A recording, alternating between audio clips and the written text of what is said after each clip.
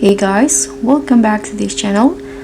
So in this video I'm going to show you how you can find the ruby in Fish It Roblox. So ruby is one of the toughest items to track down in Fish It, and as you know, in the Diamond Road quest you need to catch a mutated gemstone ruby, and this is pretty hard to find, but here I'm going to show you some tips to catch the gemstone ruby.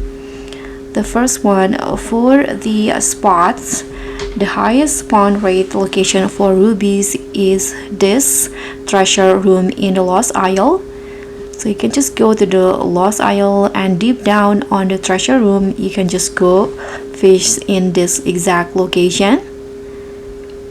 And what you need to have, so I found some tips on the other players in here you can use.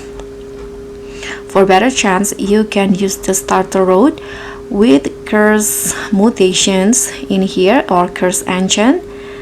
So because it will have a 75 mutation chance, and you're not going to catch a bigger fish with the starter road. So hopefully you can get the gemstone ruby. So that's pretty much all. Thank you so much for watching. Don't forget to like, comment and subscribe. Also click on the thanks.